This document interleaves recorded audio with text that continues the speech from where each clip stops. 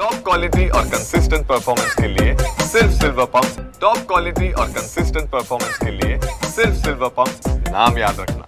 जवळपास 5 ते 7 लाख भाविक दाखल झालेले आपल्याला पाहायला मिळतात। विठ्ठल मंदिर परिसर असेल, चंद्रभागेचं वाळवंट असेल, त्याचबरोबर हा प्रदक्षिणा मार्ग असेल, अक्षरशः भाविकांनी फुलून गेलेला आपल्याला पाहायला मिळत आहे। खरं तर आषाढी एकादशी अजून 2 दिवसावरती आहे, तोपर्यंतच खरं तर भाविकांनी खरं तर विठ्ठलाच्या दर्शनाकरता गर्दी केलेली आपल्याला पाहायला मिळत आहे। विठ्ठलाच्या दर्शनाची जर रांग आपण बघितलं तर विठ्ठल मंदिरापासून जवळपास 5 ते 7 किलोमीटर लांब गेलेलं आपल्याला पाहायला मिळत आहे। आपण जर आता म्हणजे बघू शकतो, हा पश्चिम द्वारचा परिसर आहे। खरं तर जिल्हाधिकारी कुमार आशीर्वाद यांनी खरं हा वन वे केल्यामुळं भाविकांना अगदी व्यवस्थित करत जाता येतं। तर या भागामध्ये प्रचंड अशी गर्दी असते, मात्र आज ही गर्दी आपल्याला इथं कमी पाहायला मिळत आहे। त्याचबरोबर VIP दर्शनाचा देखील जिल्हाधिकारी कुमार आशीर्वाद यांनी महत्त्वाचा आणि धाडसी निर्णय घेतला होता।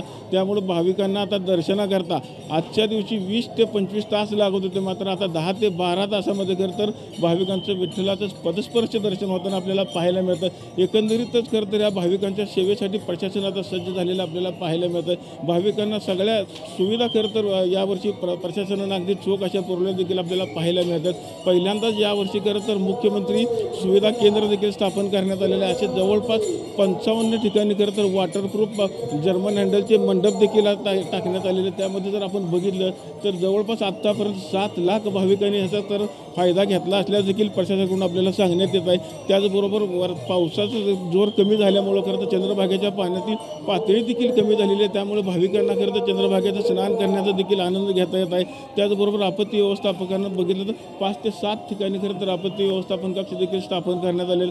भाविकांना स्नान करताना कुठलीही अडचण येऊ नये यासाठी खरं तर 40 खरं तर स्विमर देखील तैनात करण्यात आलेले आहे।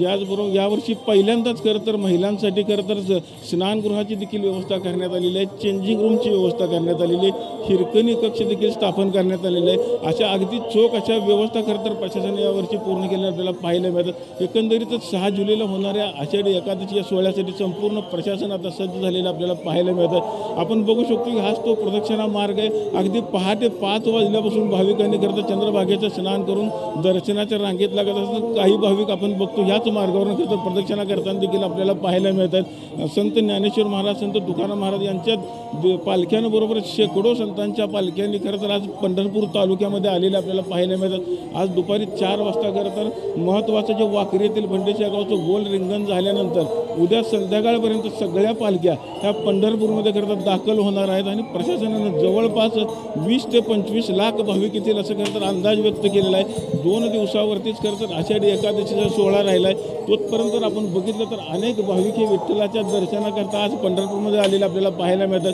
त्याच पद्धतीनं चोख असा पोलीस बंदोबस्त देखील खरं तर तैनात करण्यात आलेला आपल्याला पाहायला मिळतो।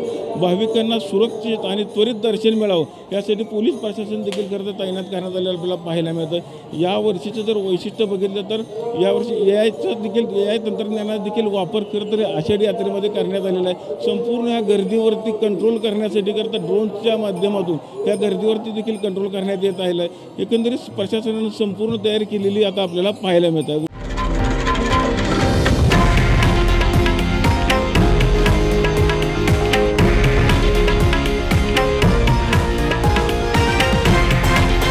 हे आहे देशातील नंबर 1 न्यूज नेटवर्क आणि आपण पाहत आहात TV9 मराठी, एकमेव।